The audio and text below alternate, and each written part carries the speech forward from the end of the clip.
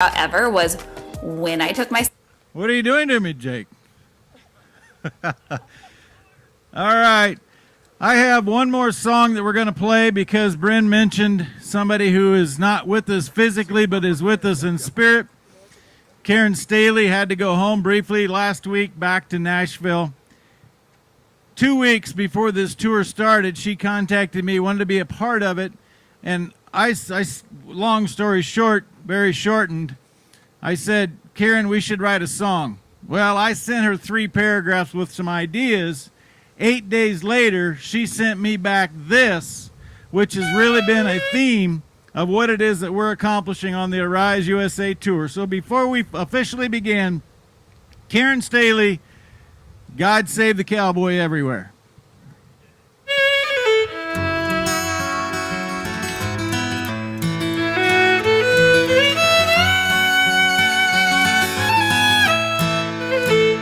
A rancher's more than a man who feeds cattle.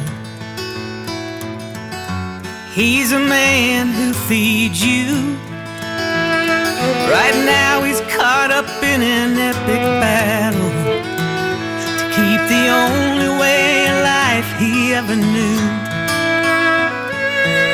Billionaire bandits trying to crush him, think they're strong enough to wrangle control, but they don't understand that money means nothing. Those 30 pieces can't buy his prairie soul. So God save the cowboy, give him strength to stand against the greed and hardened hearts trying to take his land. It's gonna take a miracle for him to have a prayer. So God save the cowboy everywhere.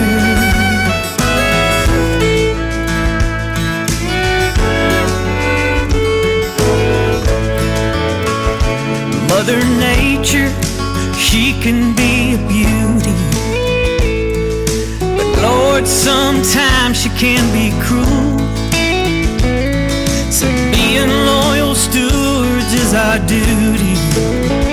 We turn this limestone into a precious jewel.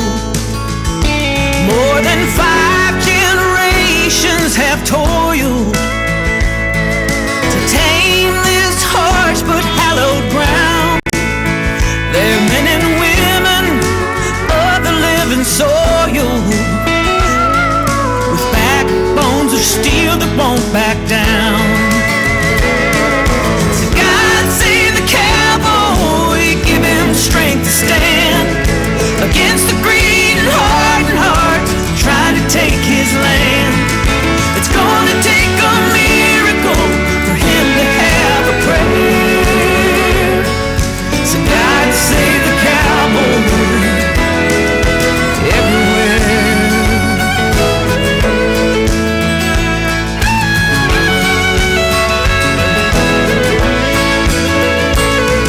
We're all for conservation, it's us who's on the brink. Take away our livelihood and we'll become extinct. It's the people here who matter, it's them who pay the price. If we let land grabbers steal our paradise. So God save the cowboy, give him strength to stand against the greed and hardened hearts trying to take his land. It's gonna take a miracle for him to have a prayer. So God save the cowboy. Oh, God save the cowboy. Please, God save the cowboy everywhere.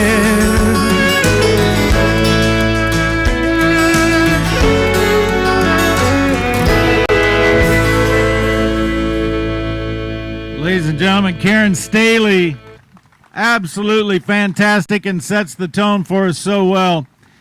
And this has really become quite the God event. I got to tell you, we got here about, I don't know, 1 o'clock, 1:30 this afternoon, Chris. And we walked this entire park, Liberty Park, looking for the right spot to have this and just to feel the spot that we need to be.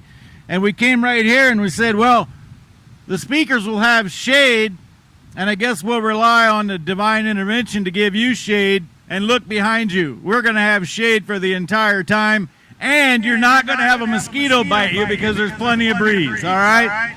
So thank you for being here. We start every one of these events the same way. We have traveling with us. A friend of mine has been a friend for a long time. His name is John Bolin. John, if you'll come up here, I've asked John to ask the blessing or give the invocation on this particular event today. John is a retired law enforcement official, a peace officer. He spent time with the U.S. Marshals. He spent time as a deputy sheriff. He comes to us from Indiana. And I've asked him to give the prayer today because it is June 18th, the National Day of Prayer for law enforcement officials. Ladies and gentlemen, retired law enforcement official John Bolin. Thank you very much. We'll remove your hats. Bow our heads in a moment of prayer. God, I come before you as your humble servant with simple request. I pray that you continue to strengthen those that are participating in this tour, those that are speaking your words, those that stand for the Constitution of the United States, following in the footsteps of our founding fathers. God, I pray that you bless every individual that made an effort to come here and that's sitting here listening to these speakers this evening. God, I pray that the embers that reside inside of them will be fanned into flames and that they will step forward boldly and strongly and without fear to do what is right. I ask all of these things trusting in you, God. Amen. Thank you, John. If you would, I will lead you in the Pledge of Allegiance, but we will all join in that, so please stand.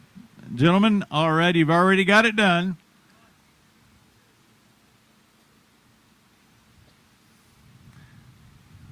I pledge allegiance to the flag of the United States of America and to the republic for which it stands, one nation, under God, indivisible, with liberty and justice for all. And while you are standing, I'm going to ask Bryn Marie to come back, because why would anybody want to screw up the national anthem when we have this kind of talent with us? Bryn, back by popular demand. I think she's ignoring me. Never. Oh, okay, good. Good to know. Bryn Marie, it's all yours. Oh, sir, can you see by the dawn's early light what so proudly we hailed at the twilight's last gleam, whose broad stripes and bright stars to the perilous fight o'er the ramparts we watched were so gallantly streaming in the rocket's red glare.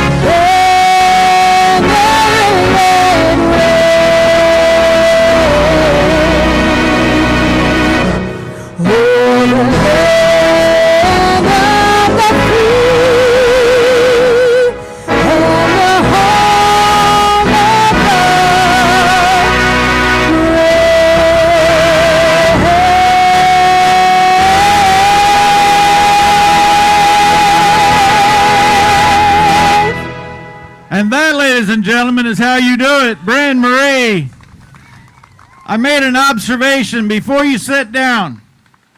I only want those to sit down that have not served our country. If you've not served in the military, please sit down. And now, look around. We have a very high percentage. Ladies and gentlemen, we say thank you to those individuals who are here and have served so that we can gather in Churchill County, Nevada on this very day. Thank you to all of you.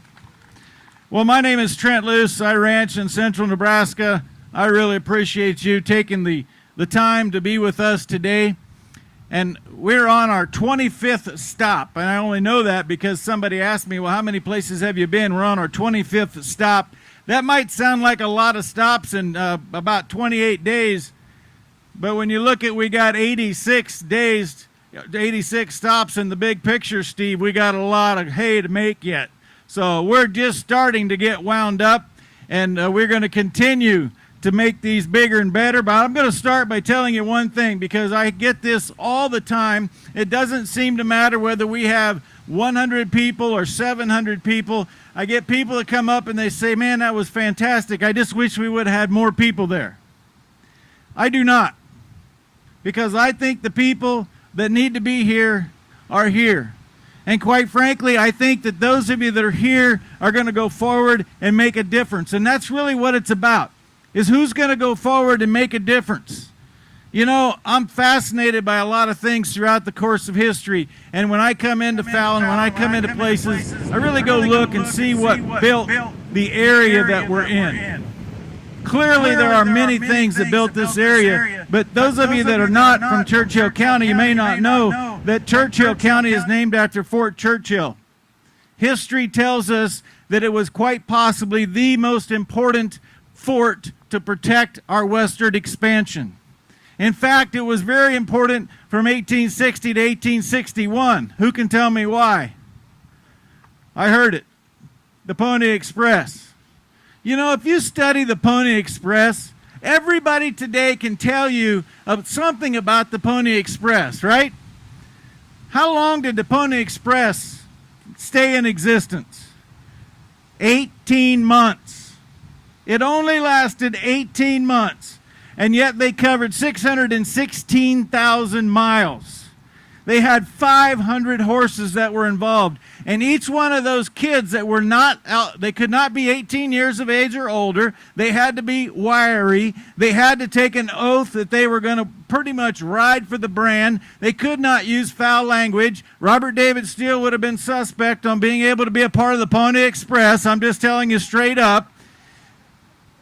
And yet these kids, in fact, do you know that in their oath, they had to say that they were willing to risk death on a daily basis? And they said, pick me. It's kind of like those individuals who have risked it all. And I'm not just talking about the individuals that served in the military. I'm talking about our law enforcement. I'm talking about our sheriffs. I'm talking about everybody who found a way to make this barren land a very productive, wonderful place to live. And we got to take our hat off to all of those individuals who are willing to risk whatever it takes in every profession to say, I'm going to be the one that makes this a better place. And quite frankly, this place is so much better. If you go back and look at the history of Nevada back in that Pony Express day, 1860 to 1861, people were chasing gold. They're chasing all of these other things. They were being chased by Indians. That's part of our history. We can't ignore that. That's part of what made us who we are, and we shouldn't hide from that. We should learn from that and figure out how we go forward and make ourselves better from that. But at the end of the day, the resources in the Humboldt River and where we're going to be at the Snake River next week, all of those resources, pioneers found a way to capture the value of the resource and make life better in our counties. And so I'd like to start by just giving a round of applause to those pioneers that had the wherewithal to say, we're going to go against the odds. We're going to make this place a better place for our kids.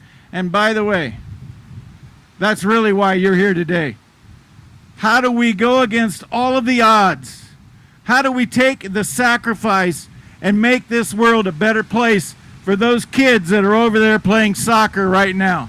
That's why we're here, and that's why I say thank you for coming. And I also had no concern about it raining in Fallon today, because a place that only gets 5.3 inches of rain in an annual precipitation, there's no way God was going to rain out our parade. I'm just telling you right now. With that said, I am going to introduce my friend. Chris Bott has been my friend for about 10 years. We were going to go to possibly Yerington because I have friends in Yerington. And then I thought, you know what, Fallon's more centrally located, and Fallon has Liberty Park. Who's going to say no to that? So I want to introduce Chris. She's your dog trialer of the day, and going to give us a proper welcome to Fallon, Nevada. Thank you, Trent.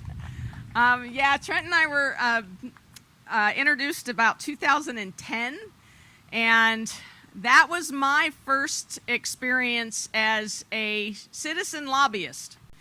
And I went to the legislature here. I actually have only been in Fallon about 2 years. Prior to that, I was in Washoe Valley, and I've been in Nevada a total of a little over 20 years now.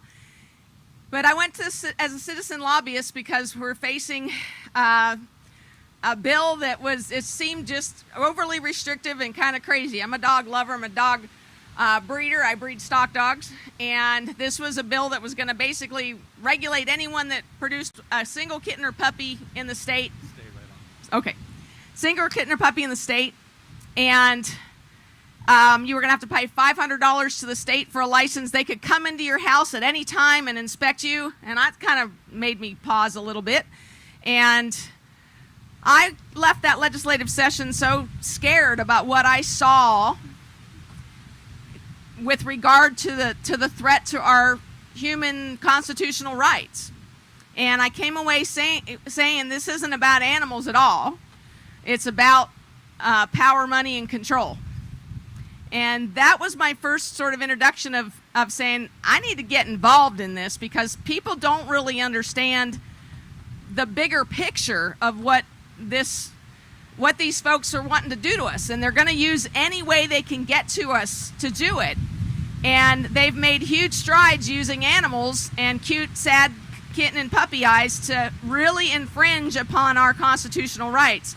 And I actually met Sheriff Mack about 5 years ago. He and I spoke at a conference together dealing with this issue and dealing with the fact that the sheriffs, were sort of giving up their role as protectors of our rights to go into bed with these animal rights groups to be enforcers and punishers of animal owners. And so I left there with a calling on my heart from God, and I actually entered law school at 46 years old because I felt like God was calling me to get myself educated so that I could better help people understand that bigger picture, and that this is about our due process rights. This is about our property rights. This is about so much more than it is about animals. And I mean, I've been around animals my entire life. I love my animals. And I was being called all kinds of horrible names by these people, and I just went, wow, what the heck, right? And it is the very same tactics that we're now seeing in the broader society, which is divide and conquer. And they split off a group, and they ostracize them, and they demonize them, and they turn society against them, and that group goes down in flames, and they turn their sights to another group. And so the animal owners really have kind of been the canary in the coal mine with regard to, when I really look at this broader liberal agenda, that I think we were the proving ground. How far can we get in using legislation that's purely emotion driven? How far can we get using emotions to guide public policy without any kinds of common sense involved? So I have since graduated from law school and trying to get myself involved in any way I can in getting people educated and to understand and to get involved. We need to get involved, and that's what it's all about. We need to take our voice back. We need to put pressure. We've had some success over the years in the legislature here when we've been able to get people involved, when we've been able to get people to write, put pressure on the legislatures, but we really need to do a better job of vetting the legislatures. We need to get folks in there that understand and support our constitutional rights. And just because I want to own my animal instead of be their guardian doesn't mean I take them behind the barn and beat them. There's a very big difference between animal welfare and animal rights. So we can't give up our human rights and our human constitutional rights for anything. And it's just amazing. I mean, I could kind of see this coming for a long time just based on what we were facing in the animal community. So, and it has to do to our food supply. They want to control our food supply. It's about power, money, control, period. Whether that has to do with our food supply or companion animals, circuses, everything. But we need to get involved, and I hope that I'm very, very excited about this tour. And the message of getting down to the county level and getting people involved and taking our voices back and taking our power back as we the people. So I hope somehow we're able to connect those of you folks that are here in Fallon. I'm still new, trying to figure out which groups are here and how to get involved. So I'm definitely hoping to see folks involved in the process. So thank you, Trent. Thank you, Sheriff Mack. Thank you, John. Thank you, Robert. So, Chris Watt, we got a problem though, folks. She just said in 6 minutes what we were going to take an hour and a half to say. So we'll see you later. Thank you all for coming. Thank you, Chris. That was spot on. All right, I left a couple of things out that the Pony Express riders were given for a reason, in case some of you were saying, well, he didn't even talk about the Bible that they gave those kids. He didn't even talk about the abuse of the animals that they committed, that they would not abuse their animal. Who in their right mind would abuse an animal that's going to get you 100 miles in a day? It doesn't make any sense. But the reason I left out those two things is because of who I'm going to introduce next. The guy who has really grabbed a hold of the Bible on this trip. We've seen it. Richard and I have seen it day after day. It was his vision, sitting in his basement trying to figure out how to get the people to wake up and take this country back county by county. And that's why Robert David Steele said, we're going to go to the people. We don't expect the people to come to us. The reason that this whole tour incubated to begin with is a guy carrying a pig with a set of glasses on it like I don't have any idea what it's all about. Ladies and gentlemen, Robert David Steele.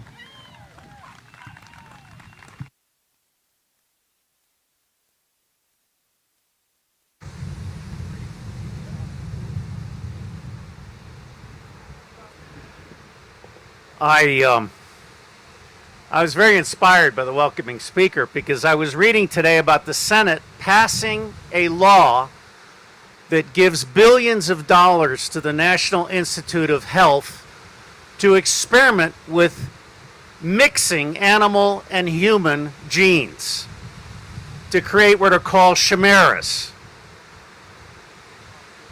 Let me say very clearly, I think some of you know that I'm a former spy, that I created the Marine Corps Intelligence Command, that I'm a top nonfiction reviewer, that I was recommended for the Nobel Peace Prize in 2017. Let me say very, very clearly to you, federal, state, and local governments are now criminal organizations.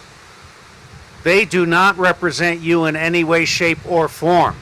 Now, there are many good people in federal, state, and local governments.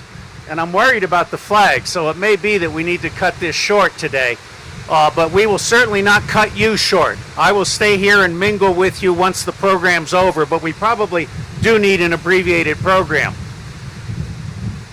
I was inspired to do this tour after many years of trying to reform elections and government and intelligence by Sheriff Richard Mack and by Juan Osavin and by Trent Luce.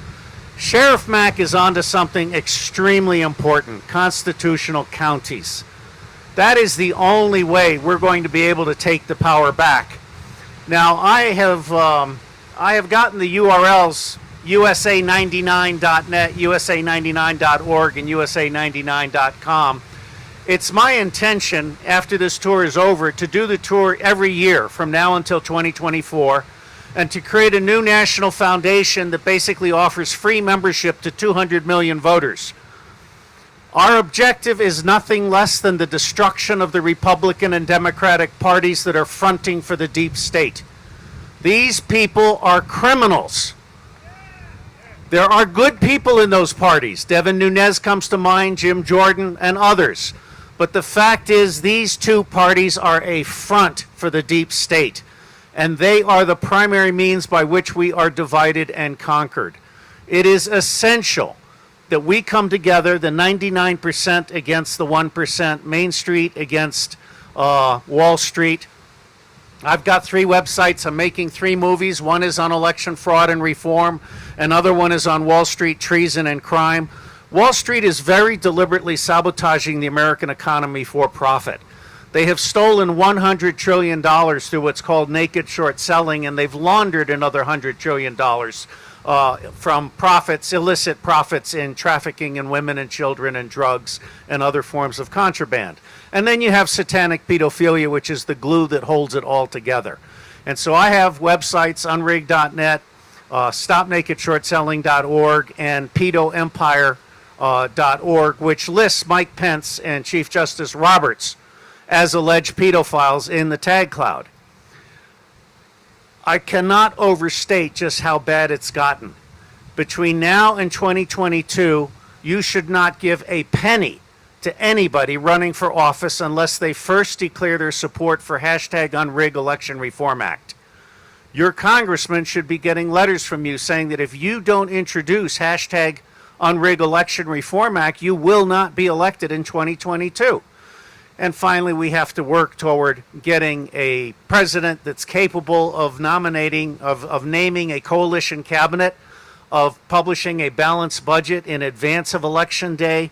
You need to see what you're getting here. What we're getting right now is a Congress and a federal, state, and local executive, judiciary, legislative combination that is a den of thieves. These people are screwing all of you. And I have improved my language. I have met Jesus at a tactical level. I have a little angel on my shoulder now that tells me not to use Marine Corps words. In the Marine Corps, we use foul language for emphasis. Well, I'm learning to do a little bit better with clean language for emphasis. So you can count on me to be a better person going forward. You can also count on me to not stop. We have many enemies. There are people out there that have stolen from me tens of thousands of dollars and thousands of dollars worth of technical gear. There are people out there that are slandering me on a daily basis. There are people out there that are trying to confuse you as to which tour is the Arise USA tour. There is only one Arise USA tour. There is only one tour that has 5 wrap buses going to Mount Rushmore for the 4th of July. There is only one tour that is publishing its financial numbers on a daily basis. And I mean no disrespect, when I'm done speaking, I will be going back to the coach because I'm about to publish how I have spent $1.4 million in the last 3 months in detail. Now, I need 5,000 more patriots to finish this tour. That's 5,000 people donating $100 each. We never ask anyone to donate a second time, but we do ask you to help us recruit some patriots to keep this tour going. We do plan to do this annually. We're now thinking about doing the South in January and February and the North in June and July. We want to do retail level meet and greet. And our goal in the future tours is to help all of you meet one another. In partnership with the Constitutional Sheriffs and Peace Officers Association and with My Patriots Network, which has county-level forums, my goal is nothing less than to be able to help you drop kick 1,000 people into any school board meeting, any commission county meeting, any state legislative hearing, any federal hearing. They're winning, or they have been winning, because we have not been paying attention and we have not been self-organizing prior to going to the meeting. It does you no good to go by yourself to a school board meeting. You need to bring 50 other people that you've organized in advance, and you need to show them that you're paying attention and that you will not tolerate this thing. We need to do more recall elections. We need to start doing more signatures. And we need to basically tell people that when they betray us, we are going to move heaven and earth to take them out of office before the next election. Now, I want to end with one bit of good news.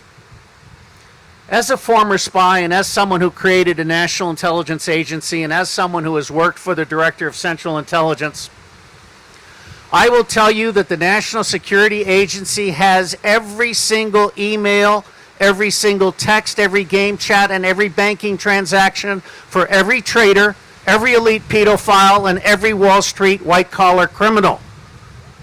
I believe that we can confiscate $100 trillion from them without a federal trial because we have the evidence for military tribunals of their treason and their high crimes.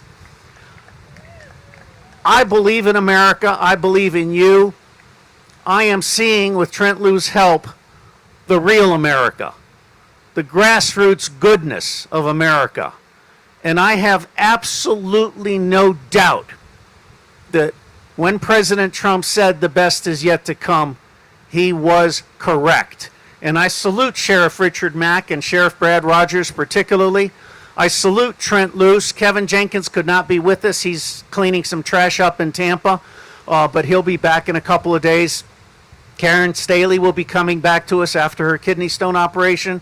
And we are blessed to have Bryn Marie and Josh Himes and her family, because all of us together, we're doing our best to inspire all of you to kick some ass. God bless you, and thank you for bringing us here. Robert David Steele. And this is why it is so amazing to work with this guy. Right after he said we're going to have an abbreviated meeting tonight, he spoke for more minutes than he has since we started. Because he gets all excited and he gets on a path, but he wasn't listening to me when I started this because, Robert, I said we're going to follow the oath of the Pony Express riders. And part of that oath was neither snow, nor rain, nor heat, nor gloom of the night, nor those will stray those carriers from a swift completion of their appointed rounds. It doesn't say when. Okay, Sheriff Mack's going to be going to his bus, too, because it's too windy for him.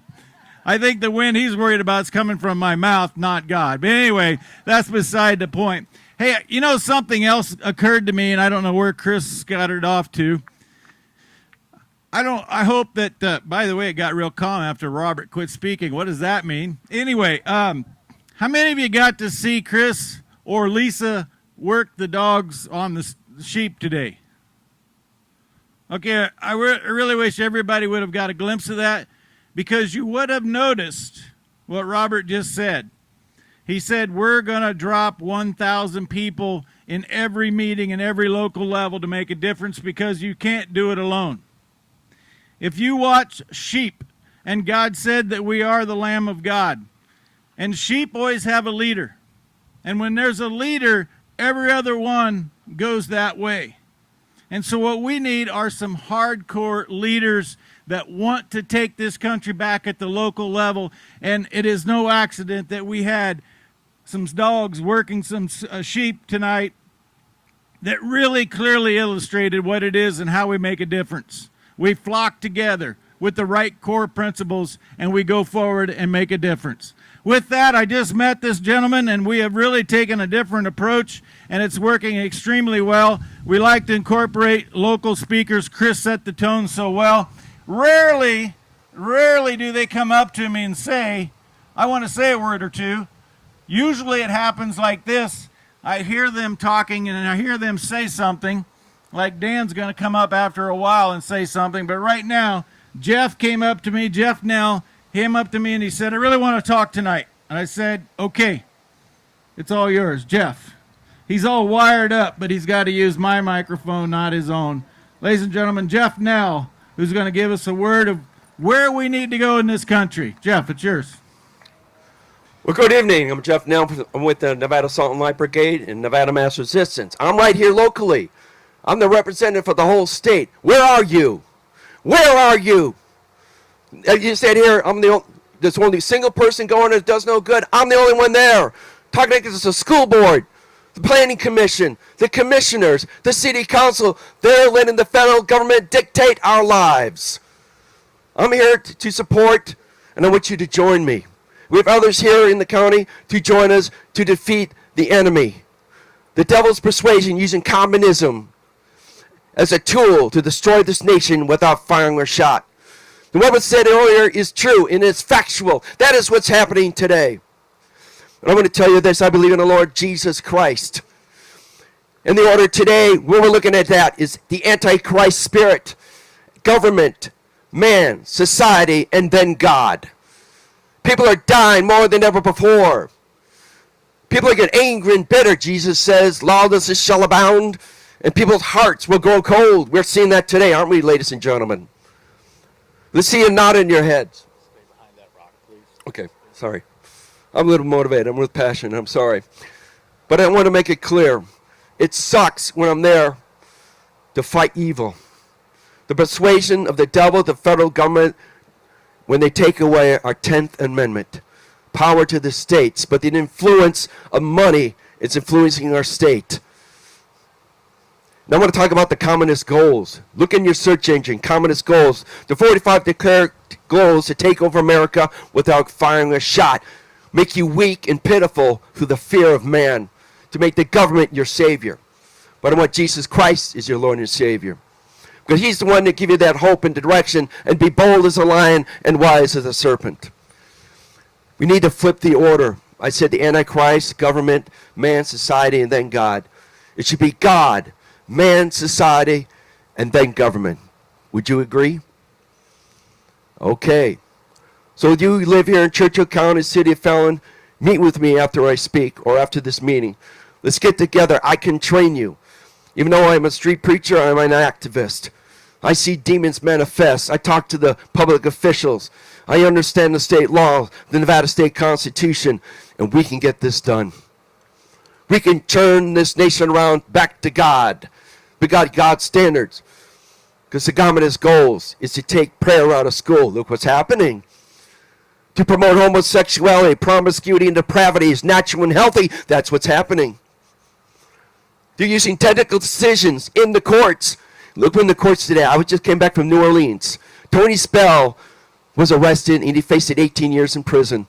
And he went up to the United States Supreme Court and they sent it down to this 5th District Court. Guess what? A bunch of us met at the rally at Lafayette Park right across from the courthouse.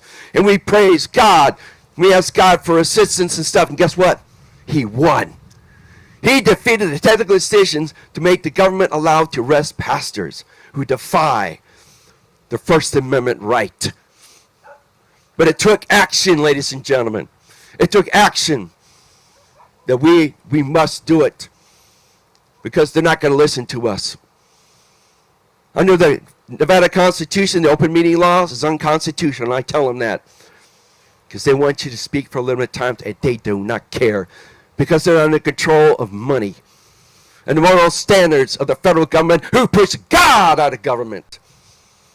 So I implore you, let's get together. The political parties, the political philosophies are the ones that are messing up this nation because they're in control of evil. You see that, don't you? You see that? Come on, people. I walk the streets. I talk to people. I know their hearts. I feel their pain. And I feel your pain. I have empathy, not sympathy, empathy. When we can pull together, it's we the people. In the preamble of the Declaration of Independence, it says we can take over the government. But the government is causing fear. The fear of man is making us weak and pathetic. But with God, you can be bold. You can be bold and withstand and tell the truth with fact. And we can get the lesbian off the school board. We can get that PE teacher out of there because what she's recruiting. I come here to the dog park. I run around in these teenage years. I'm being convinced to be a lesbian and a bisexual. Because they're taking homosexuality, promiscuity, and depravity to make it look like it's natural and healthy. It's all psychological. This county, it's bad. We have witches and warlocks. We have strongholds. But we got to lift Trump above Jesus Christ. No, Jesus Christ should be the head. I mentioned here to the MC that we need being elekesia. That means a Greek word that Jesus used in Romans. It means he is the head. He's the lawgiver and judge. We take what he says and we turn it into legislation law, even though it kills human life. Slowly, in closing, the political parties flop. To always be our key force and our driving force. John Bolin is going to come back up here right now. John, as we introduced him for the depth force. Ladies and gentlemen, John Bolin. I'll have opportunities to cover that topic at another time, I'm sure. But today I want to focus on, first of all, as Trent said earlier, it is the National Day of Prayer for Law Enforcement Officers. And I didn't know that until this morning when I was doing some research on some other things that I'm going to share with you today. But June is also PTSD Awareness Month for military and for law enforcement. I know that a lot of people are very aware of PTSD in veterans in the military, but sometimes law enforcement officers are overlooked. And I made a promise to some of my dear friends back home that are suffering from PTSD, and actually one that moved to Reno from the department where I used to work. I had an opportunity to meet up with him and visit with him, and we had a great visit that became emotional, and based off of what I told him I was sharing. But I'm going to get right into some statistics here that I want to read, some information. According to the National Law Enforcement Officers Memorial Fund, there are over 800,000 sworn law enforcement officers in the U.S.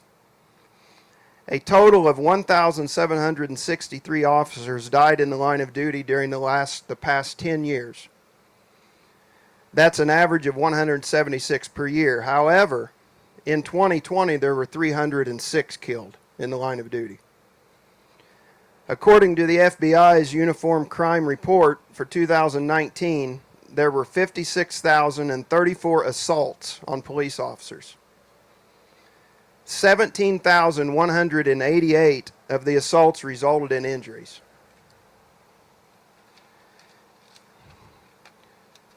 Building off of that and back to the PTSD topic, findings from a survey in a policeone.com article published September 14th, 2020, revealed a profession that is deeply suffering under the events of 2020. 1,355 active law enforcement officers participated in this survey. 47% screened positive for PTSD. 47%. 37% had moderate to severe depression. 55% consider quitting on a daily or weekly basis. I'm going to repeat that. And when I repeat it, I want you to imagine the face of your local law enforcement. I want you to imagine someone that you're related to in your family. Some of you have law enforcement officers in your family, or have very close friends in law enforcement. 55% consider quitting on a daily or weekly basis. They only polled 1,355 officers because officers are tough, right? They're John Wayne. They don't want to talk about this stuff. They don't want to tell anyone, even on an online survey, any of this. They don't want to show weakness. 800,000 sworn officers in this country. 1,355 participated in this with a 47% rate. Think about those numbers. And I'll say this before I move on to the next thing. We just came out of 4 years of the most support that law enforcement officers and public servants, firemen, EMS, we came out of 4 years of the most support that I've ever seen in my life come out of the White House. And now, the White House is controlled by the defund the police crowd. It's time that the police officers get a refund from what society has taken from them, not a defund. And that refund, in my opinion, is the support at a local level. Take time to step up to a police officer, walk up to him and tell him thank you. Take the time, they're human beings. They need the support. I carry a book with me almost everywhere I go, 2 books actually. One of them is On Combat by Lieutenant Colonel Dave Grossman. He is an amazing author when it comes to the subject of warriors in combat. In his book titled On Combat, Grossman shares a quote from Chief Deputy Scott Madison of Swift County, Minnesota, Sheriff's Department. This is his quote. Until technology allows me to handcuff you from afar, I will need to arrest you face to face, man to man. This means when we fight, when I call upon those elements of the warrior within, I will be close enough to smell you, to touch you, to strike you, to cut you, to hear you, to plead with you, to wrestle you, to shoot you, to handcuff you, to bleed on you and you on me, to tend your wounds, to hear your last words. Our meeting may be brief, but I will have had a more intense contact with you, my unwanted adversary, than with most of my loved ones. 800,000 current sworn police officers all have their own story that fits somewhere into that quote. 800,000 current sworn officers swore an oath to uphold the Constitution of their state and country. Many are being used as political pawns. Many are being weaponized by those that seek to destroy that constitutional oath they took. To those politicians and politically brainwashed, politically appointed administrators who use the officers under their watch to do their bidding, I say shame on you. To the chiefs and the sheriffs and the others who support their officers as they should, God bless you. To the officers in uniform, those warriors, those frontline heroes, I will end with another quote from the great Dave Grossman.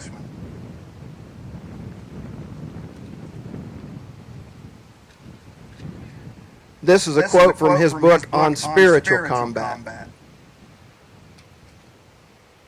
I am a sheepdog. Fitting for today, right?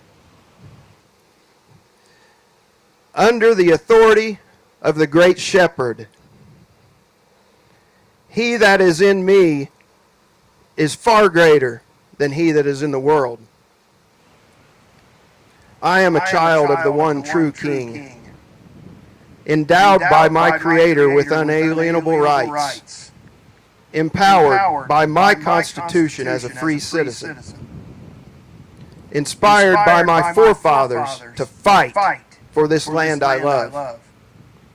I am a sheepdog under the authority of the great shepherd, and this is as far as the minions of hell are going.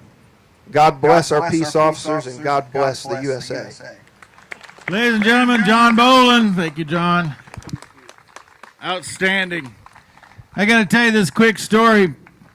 And Dan Bunky, if you want to make your way up here, Dan shared a story with me that I just said has to be shared here this evening.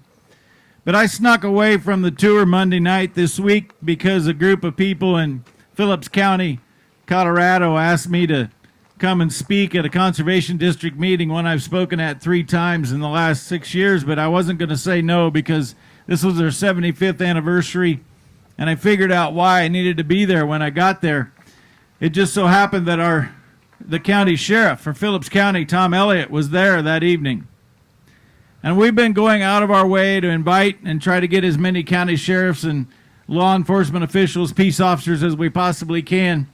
But Monday night, I went out of my way to say thank you to Sheriff Tom Elliott for standing up for the Constitution, for understanding what Richard's going to walk you through in terms of the role of the sheriff is to protect the citizens of Churchill County, or whatever county you live in. And when I got done speaking that night, the very first person that came to me was Tom Elliott's wife. And she said, Trent, you'll never know how much it means that you recognized him in front of his community. And so I thought about that right now, Richard, because you can turn on your news if you're stupid and watch what's happening all across this country in terms of disrespect and defunding the police and everything that John Bolin just walked us through. But the answer resides right here. If every one of us that are here would simply say thank you to those officials who are peace officers, who understand their constitutional rights, who protect the citizens, because most of them, the overwhelming majority, do it right. And when we recognize that those individuals are there, we are the solution provider because we simply say, thank you for the job you're doing. I get a tremendous amount of satisfaction walking through airports or seeing anywhere, just seeing somebody in uniform or seeing somebody that's wearing a shirt that says USS Nevada and thanking them for their service. And they always say, oh, no, that it was my honor, it was my privilege. But you know, at the end of the day, we all need to have some level of acknowledgement that what we're doing makes a difference. And that's why we're here with you today in Fallon, is because you're going to empower us. And everything that you give us today, it's already happened. Montana's done that right here today. So many of you have. Just go out of your way to say thank you, or share your story, or be a part of the solution. Because my wife who absolutely works her tail off and keeps our ranch going in Nebraska while I travel not only in this tour, all across the country throughout the year, she says, Trent, either you are part of the solution or you are the problem. So that's really what we take from here. Are you going to be part of the solution or are you going to be the problem? Quoting my wife. That should be a good thing, I would think. Dan, I really appreciate you sharing this story with me. I more importantly appreciate that you wear proudly on your shirt something that enters a conversation. I don't know about this Robert David Steele thing on your hat, but ladies and gentlemen, you're local. Dan Bunke. I've never spoken in front of people before in my life, so bear with me. I'm from Reno. I actually was not on this ship, except for I was instrumental in. Keep that right on. Okay. I was instrumental in getting the flag restored on the USS Battleship Nevada that was at Pearl Harbor. And because I was, one day I was reading the paper, well, actually I got this shirt 100 feet down on this nuclear submarine off the Pacific coast after 9/11. Anyway, I worked today, and Trent walked over and he says, thanks for your service, and I explained the shirt. Well, being from Reno, I went to Vaughn Junior High. I have a dental laboratory, work hard. The USS Battleship Nevada was my favorite ship, and Vaughn Junior High was my favorite and only junior high. And I was reading the paper one day when we had those, and it said that the gifted and talented class of Vaughn Junior High was trying to raise money to restore the flag that was on the USS Battleship Nevada, which was the most decorated in naval history. Anyway, I called the school, and Helen Fuchs was taking care of it. I went over there and I says, I will give you all the money you need to do t-shirts, hats, blah, blah, blah, to raise money to do this. Well, the history of the Nevada, it was taking such heavy fire during Pearl Harbor that all the officers were gone.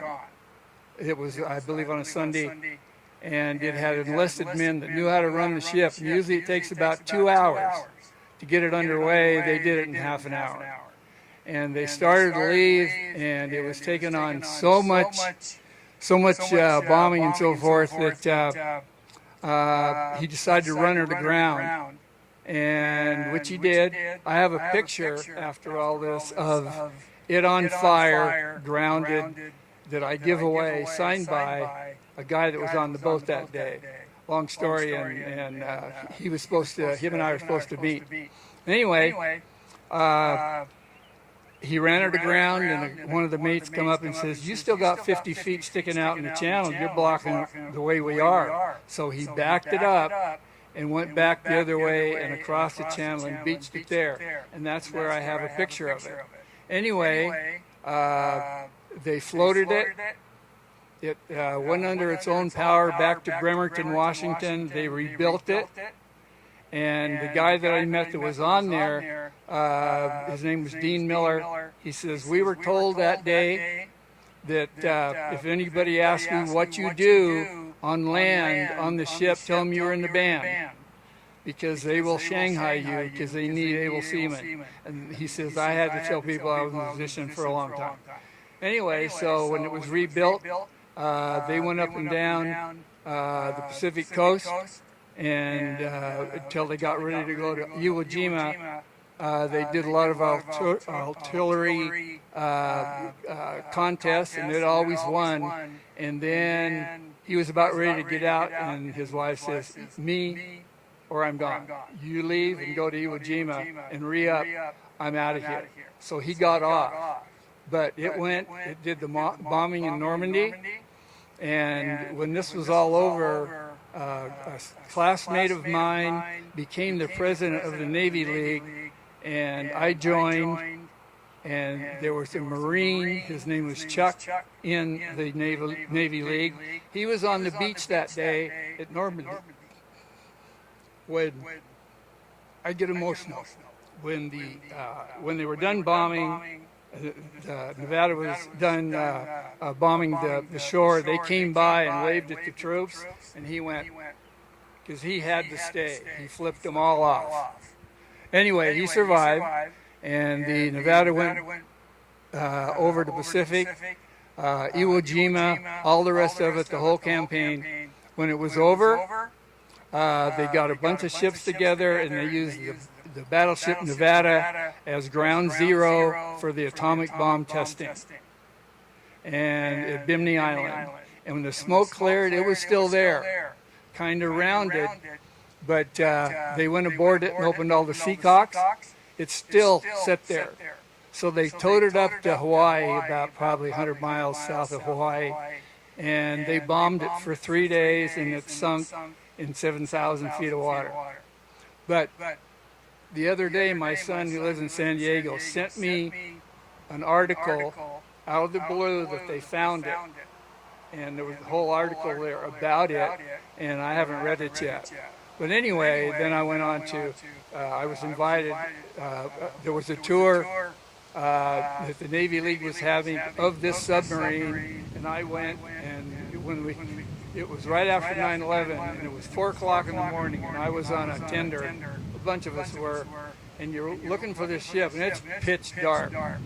All of a sudden, here comes this monster right up beside us, and they put a gate out. We walked aboard it, all went down, and I asked the captain when he closed the hatch, I says, "We going down?" He says, "We're at 100 feet already." So we had a mess, which means where you eat, and a lot of things you could buy, and I bought golf clubs and this shirt.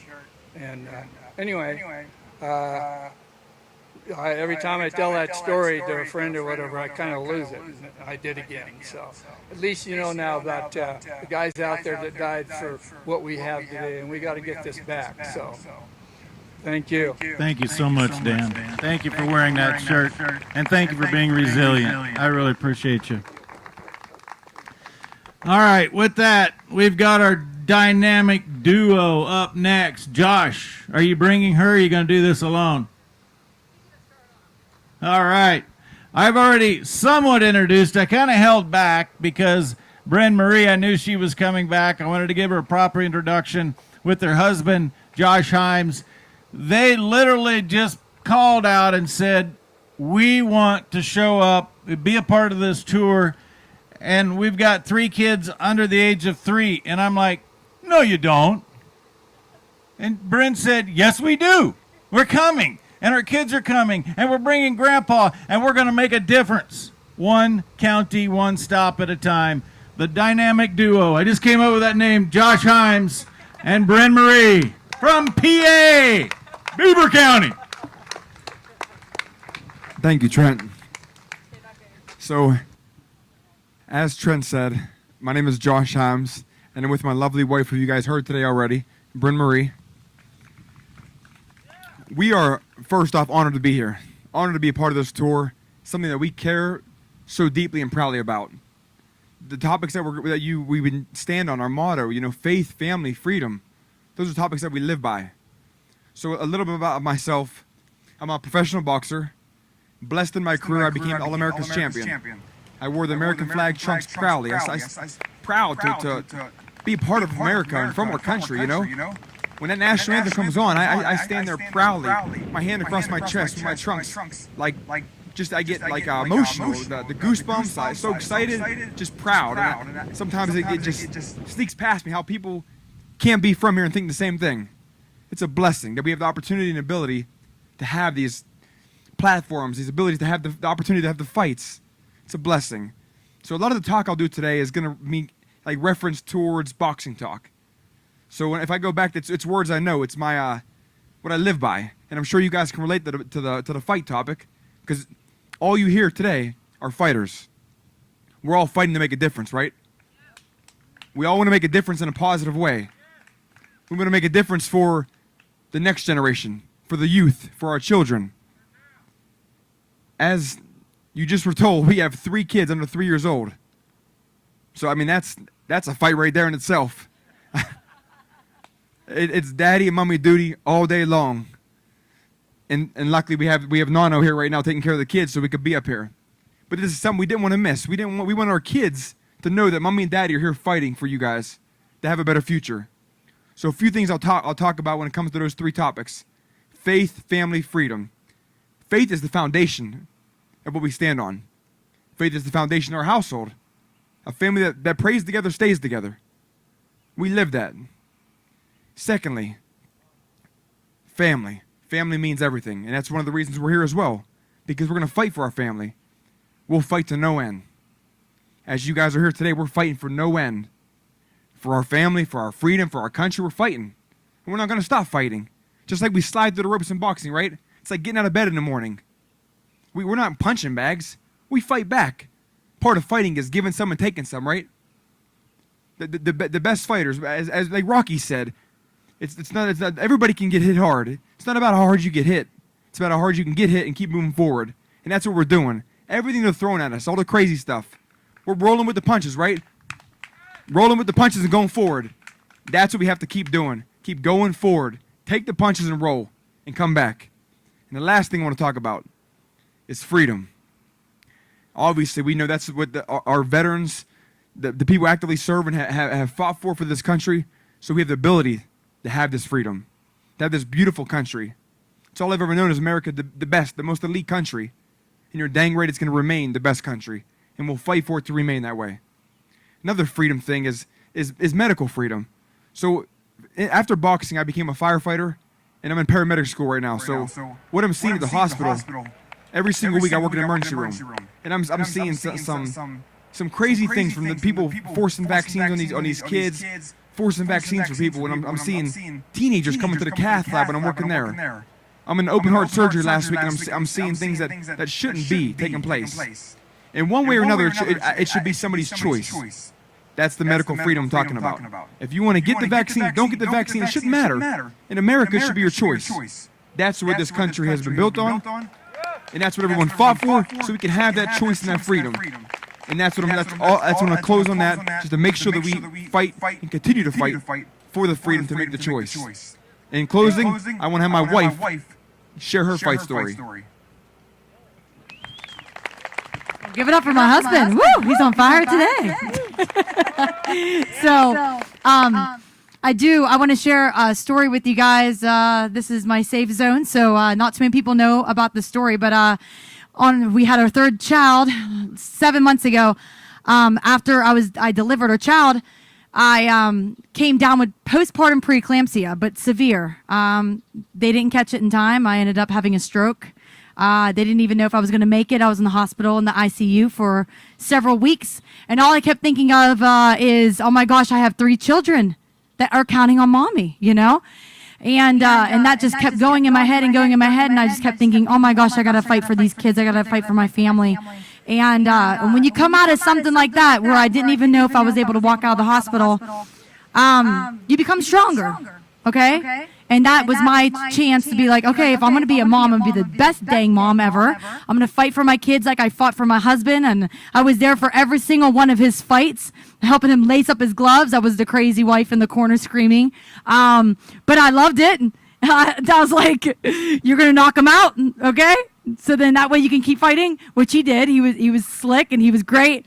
But there was so many challenges we had to overcome. And if you would have told me 7 months ago that I would be up here or out on the road with my family, I would have thought you guys were absolutely insane, because I was just happy to make it home. So I'm so grateful.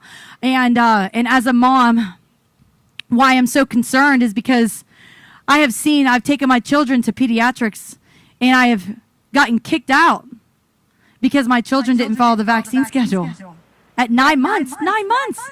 And you know what? I said, that's okay. It's okay. You know why? Because I don't want people like that taking care of my children. I don't. You know what? The mom knows best. Whatever moms decide to do with their kids, that's up to the mommies, okay? But that's the medical freedom that we're fighting for, is because we do have a choice. Those are our children.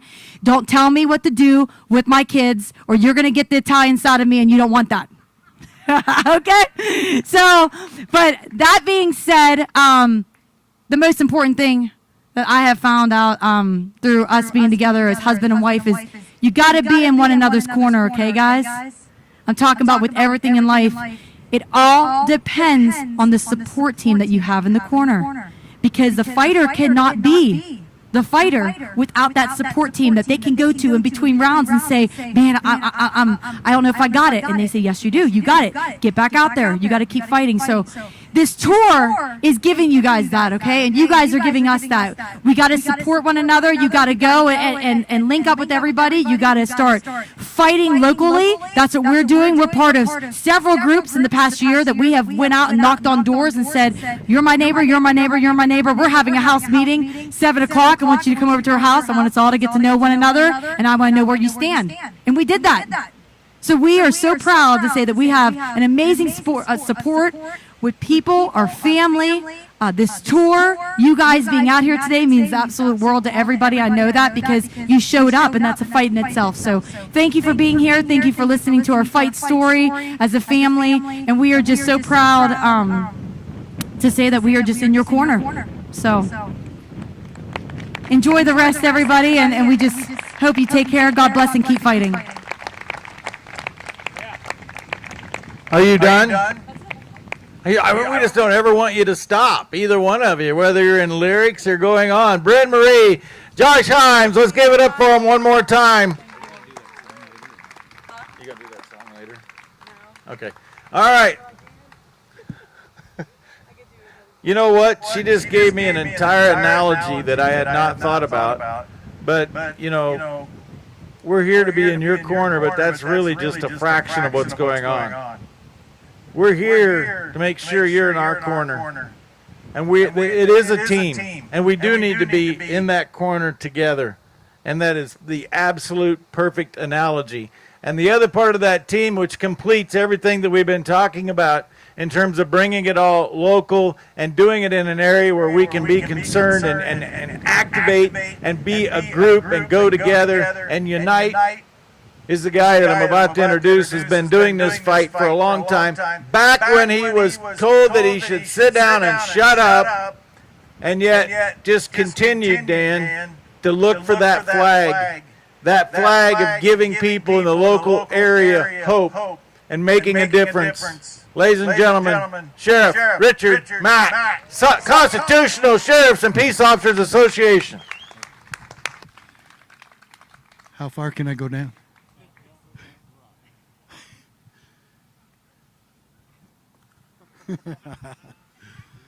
I want to come down there, but I don't think the mics will work.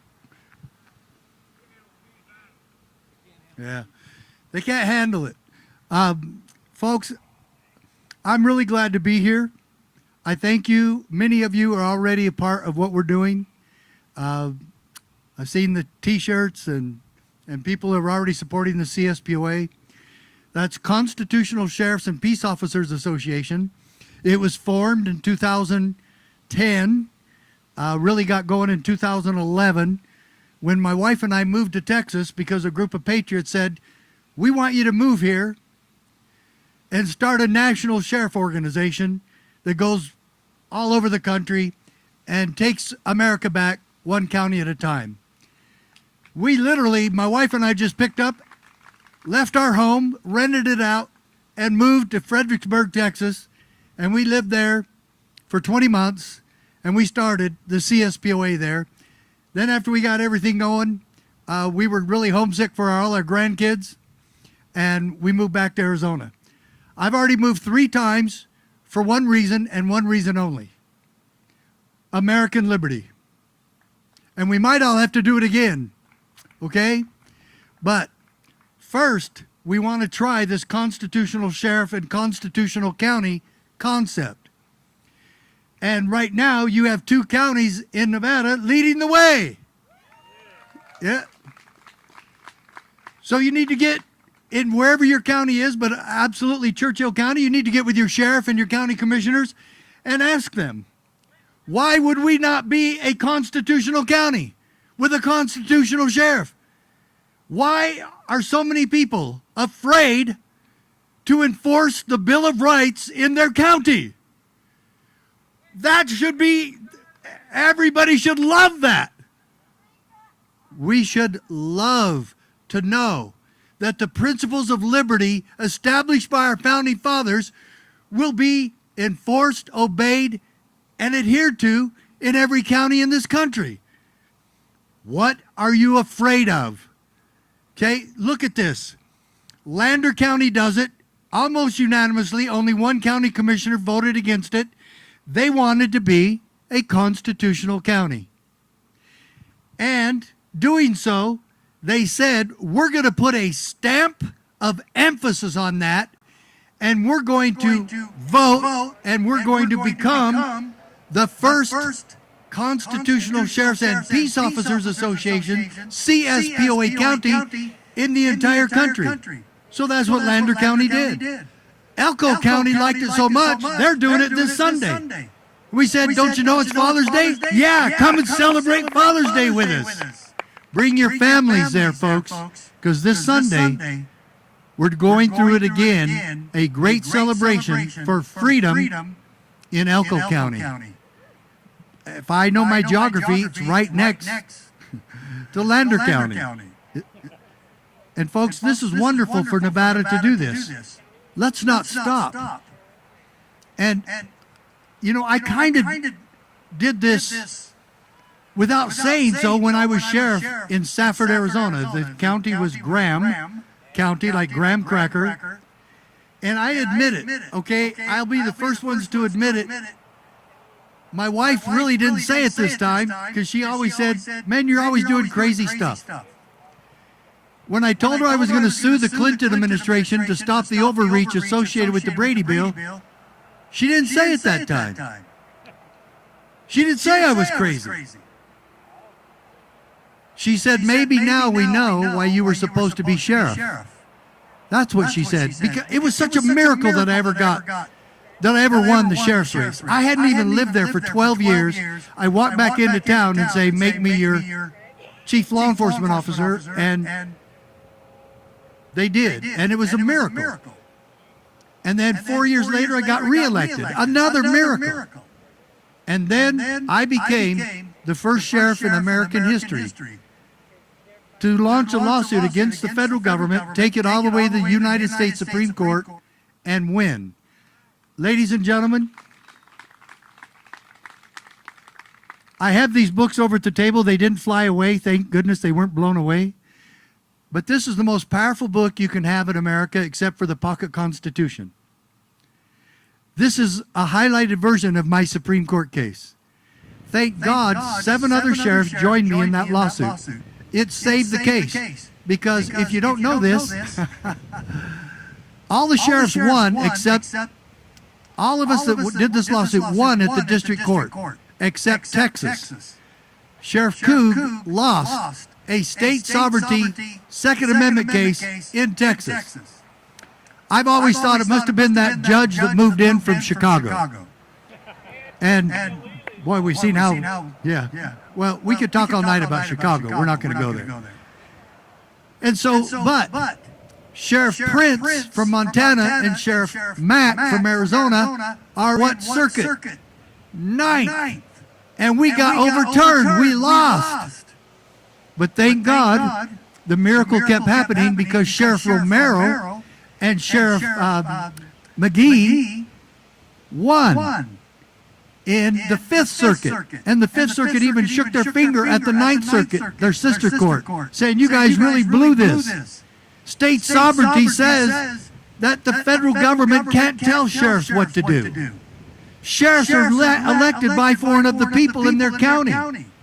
The federal government can't fire the sheriff, can't tell him what he has to do, but that's what they tried to do. And a handful of sheriffs said, no, we're going to defend sheriffs all across the country, and we did. So, yeah, well, of course, the Constitution. It was my belief in the Constitution that took me there to do all this. And it was an epiphany that I had when I was a rookie cop that led me to the Constitution and the oath of office. You see, I was already converted to the Constitution when the Brady Bill came out. I ran on a constitutional platform to be sheriff of Graham County. This was all such a miracle. You don't think that a small-town sheriff from Safford, Arizona, standing before the U.S. Supreme Court wasn't a miracle? It was totally a miracle. You don't think what is said in this decision was a miracle? It is a miracle. How about if I share some of those miracles with you? On page 5 it says, and I don't need to read it, I've got a lot of this memorized. Justice Scalia quotes a prior decision from 1992, New York versus United States. And he said this, we have held, however, that state legislatures are not subject to federal direction. You know what that really means? The federal government is not our boss. And Scalia even talks about federal grants, how the states and others go along with the federal government so they can take their filthy money. And then Justice Scalia, after he quotes American history, after he quotes the Constitution and the Bill of Rights, he literally quotes the Federalist Papers in this wonderful, amazing decision. The most powerful 10th Amendment local autonomy, state sovereignty decision in the history of America. It's right here, and you can have it over at the table. Folks, you need to get this out because it adds so much credibility to everything we're doing here. Making a constitutional county and taking back America county by county, sheriff by sheriff, and state by state. If we the people work together with our sheriffs, we can win this. We will. We're already seeing it. Lander County and Elko are not the only two. There's hundreds of constitutional sheriffs trying to do this without the support of the county or county commissioners. And some of them don't have very much support from the people. They need to hear from you. This is a partnership with we the people and the sheriffs. So Scalia actually says this. He tells us, Federalist 51, hence, a double security arises to the rights of the people. The different governments will control each other. Do you know that's why we have the separate branches, the 3 separate branches? So each one will keep the other in check. If they get out of their lane, we put them back in it. Think of it is, Washington, D.C.'s been out of their lane for a long time. And trying to put them back in it will be very difficult. But we say at the CSPOA, make them irrelevant. Don't allow them to come into your county and destroy everybody and your freedoms and your civil rights. Don't allow them to come in. Now, Biden just announced that he wants to spend $80 billion more on strengthening the criminal organization known as the IRS. We train our sheriffs to keep them the hell out of here. Why would you allow these crooks to come in your county? And they are. They're criminals. Do they? Okay, let me ask you. Okay, one little question. Is a random audit on a citizen constitutional? They do it every day. They make a living. They do it to 150 to 200,000 people every year. They did it to my father. And it was the worst thing my father ever went through in his life. He was a retired FBI agent. So he investigated the guys coming after him. And he proved they lied and they fabricated the evidence. My dad was a good investigator and he did it. My dear friends, we have sheriffs in this country that have sworn an oath to protect us from all enemies, foreign and domestic. And that means anybody who tramples the Constitution and the Bill of Rights would be an enemy. Okay? And by the way, we shouldn't even have an IRS. No, and we should not have a federal income tax either. They're all unconstitutional and all against what the Founding Fathers established for this country. My dear friends, we have a lot of work to do, but you only have to do it in your county, in your community. We can take America back. We've seen it. We've seen the miracles. No one in this state or in this country has any authority to arrest you for not wearing a diaper on your face. No one has the authority to force your children to wear a diaper on their face to be able to go to school. And by the God who created this country, I tell you, there is no one in this country that has any authority to force you to take a vaccination that you don't want.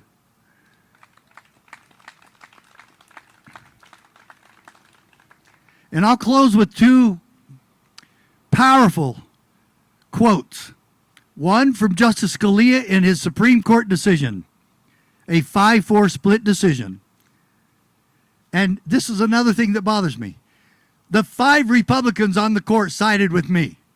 The 4 Democrats sided with Clinton.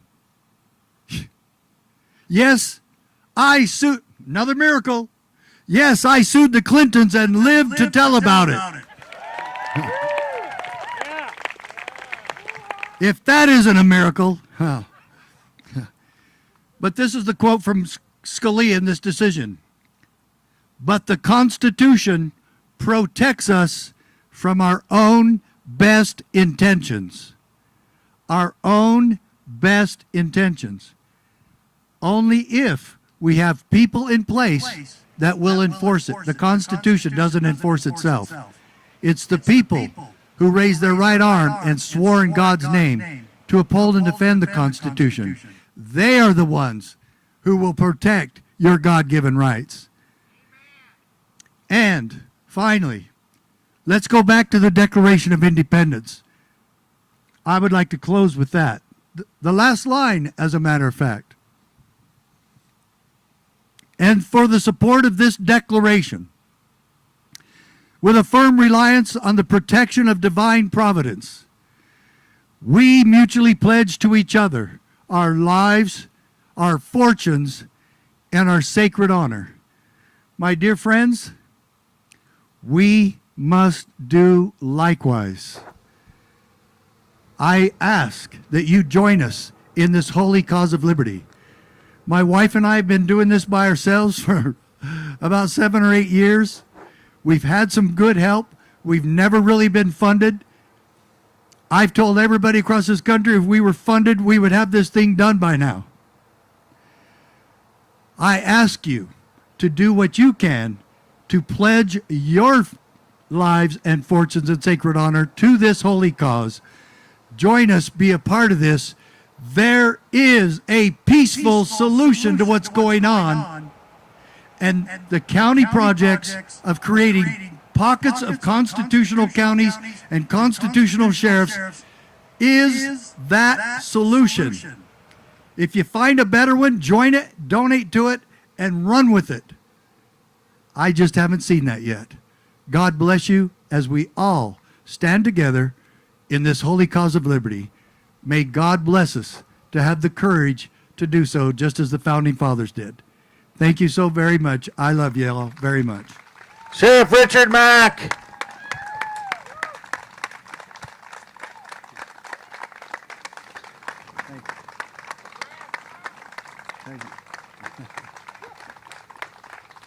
See, you didn't need to move the rock. You did just fine right there. It's all in your head, Richard. And loving it. And loving it. Okay, before we wrap this up, and I got to do a kind of a thing to what Kevin Jenkins does at the end, but I'm not going to try to be Kevin Jenkins. I've watched those kids over there for an hour and a half while I'm listening. I've saw them score 3 goals. And they still play as hard or harder as they did when they started because of that one chance that they were going to score a goal.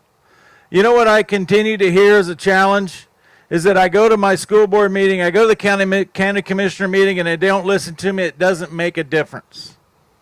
If those kids played that soccer game that way, they'd just go home saying, well, we only scored 3. It doesn't make a difference. Every score makes a difference. And the whole theme that I've seen as God has unveiled into us, from Dan to talking about the Pony Express, to talking about the enduring time that Richard has spent, and talking about, by the way, who would win this boxing match if they're actually boxing, but listening to Josh talk about, you know, you're going to get hit more than you're going to hit. Are you resilient to withstand all of that? That's the question of the day. And yet every time we go somewhere, every time I've been doing this for now 21 years, everybody wants an easy recipe and a silver bullet. There isn't one. There's not one simple way to do this. The only simple way is to keep showing up and say, what's going on here? And ask the question and hold people accountable. You know, and before I completely close, I've got Chris right there, center field, now the lawyer. I feel compelled to tell you this story because it's kind of why we're where we're at today. You know, I'm 6th generation man from the land. My family's been taking care of land and livestock, improving God's creation since 1832 when the first German came to Quincy, Illinois. And so I really believe that we're all about doing God's work on farms and ranches, taking those resources and converting them into the essentials of life: food, fiber, pharmaceuticals, and fuel. Not only improving the earth and the creation, but improving mankind itself. And so there was not long ago Farmer John. Farmer John passed, and he went to the gates of heaven. St. Peter is there, and he's looking at the list, and Farmer John says, Farmer John reporting in to get into heaven. St. Peter looks at the list. He says, nope, we have no Farmer John on here today. Well, Farmer John kind of got a little bit irate, and he said, look, my family for 5 generations have been taking care of God's creation. There's got to be a place in heaven for everybody who does that. We've improved his creation. We've improved mankind. St. Peter looks at the list again. He says, nope, no Farmer John here today. Boom, he hits the button. Farmer John goes straight to hell.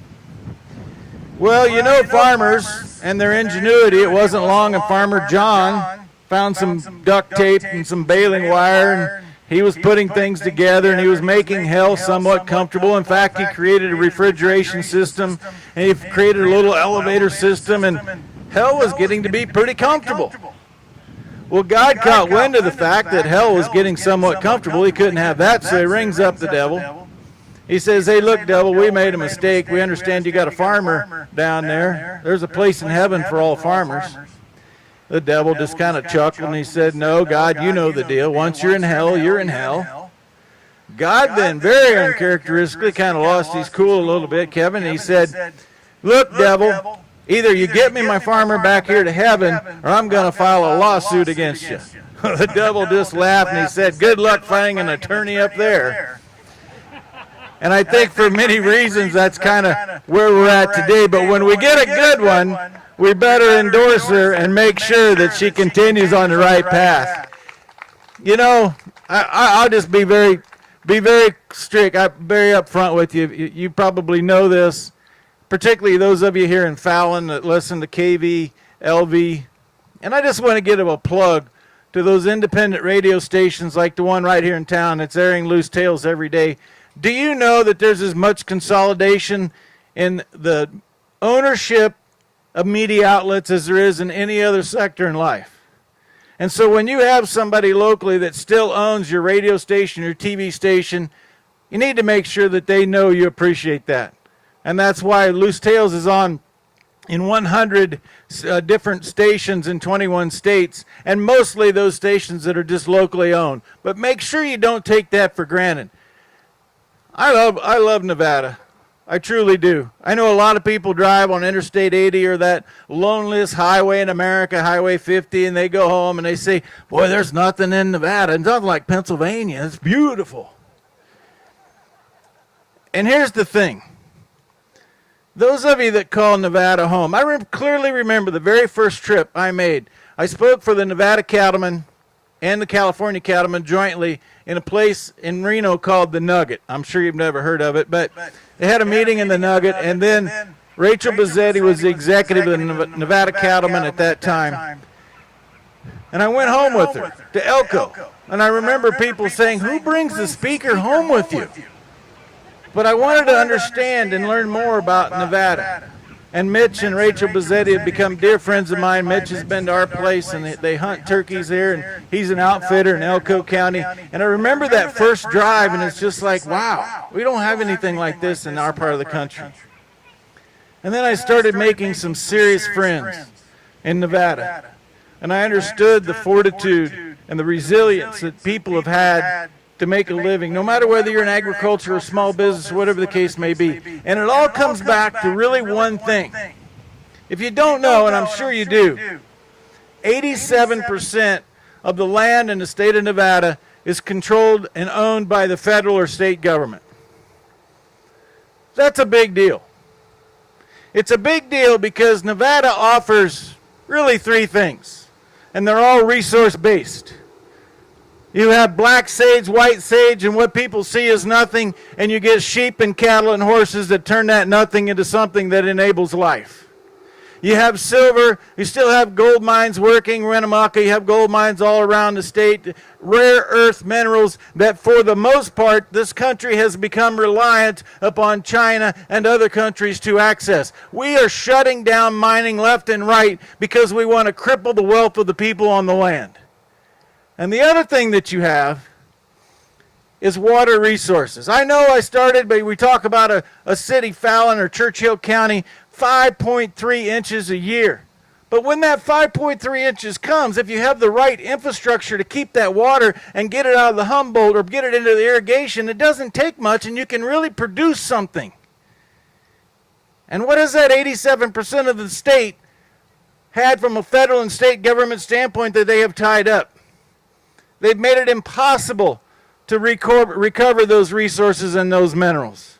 They make it impossible. I got a friend in White Pine County, Nevada, North Spring Valley. His name is Hank Vogler. He did have 22 H2A workers tending to 10,000 sheep in White Pine County, Nevada. Today, he doesn't have 12 because the Department of Labor every single week is at his place trying to figure out whether his workers are legal or not. Meanwhile, the same government is giving an incentive to illegals to come across the border and putting them in a hotel. What the hell is that about? It's about controlling the resources. And Hank told me for years, I have him on a roll route every Monday morning. Hank told me for years, he said, Trent, we're the trial and error for the rest of the country. They try to do things to us. They try to designate a critical habitat for a sage grouse or a prairie chicken just to see how far they can push it. And I don't know if you know how far they pushed it, but they pushed it to the point where the Department of Wildlife said that the prairie chicken is not an endangered species, and yet they went ahead and designated critical habitat that ranchers couldn't use because they wanted to control the land. And they have a hunting season for it besides. And every tyrannical government has started the same way. Control the resources and control the food supply. And it's all about controlling small businesses. You know what Richard was just talking about is the fact that every single initiative in the past year and a half is about making it impossible for us to share with one another as a community, to share with one another as small business owners so that we can work together, because collectively it's the community that built this country to be the strongest in the world. And the community is what's been attacked.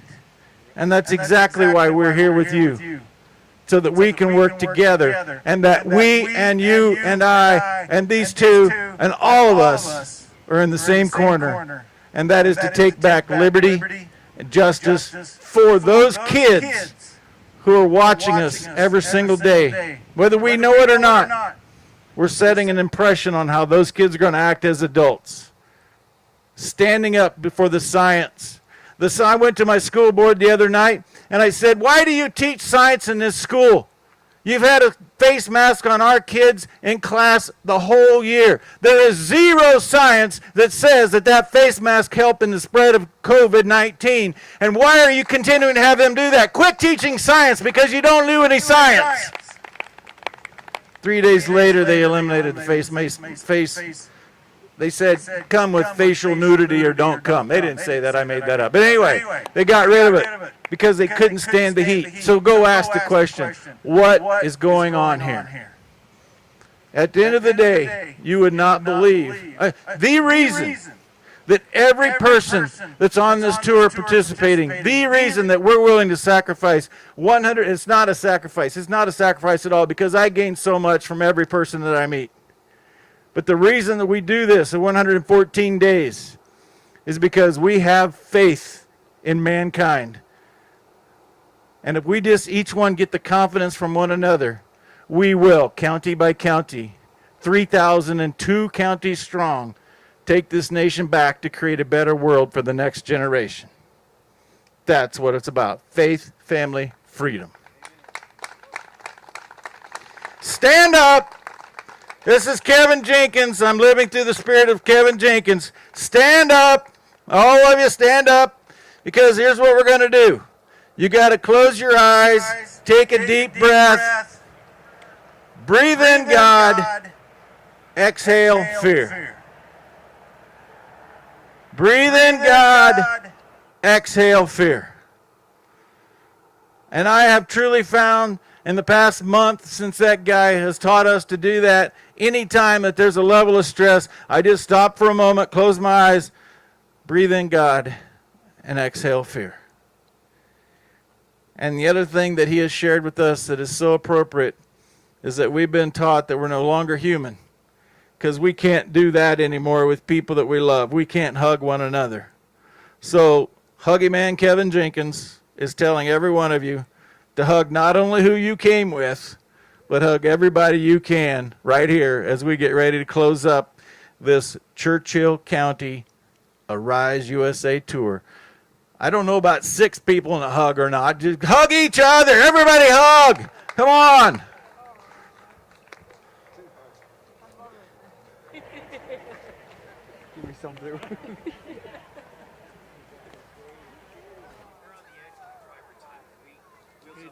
Yep. 8 o'clock. Yes, sir. Tell these people that flag, U.S. battle, is in the Carson City Museum. Okay.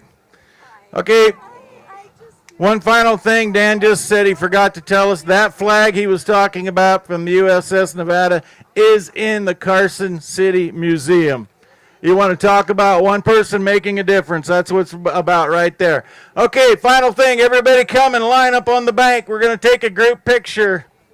Group picture. We're going to have to get out of here. Our drivers are on. You know what? This is another story that I got to share with you. Come on up. Come on up. We're going to take a picture. All speakers on the bank. But you know why we're under pressure right now? Because the federal government knows more about how many hours of service a truck driver or a bus driver should have than the drivers themselves. So there's a regulation about hours of service. So we got to be under pressure to get on the bus and get going. But we're not going to do that without our picture. Thank you so much. Amazing. Yes. Amazing.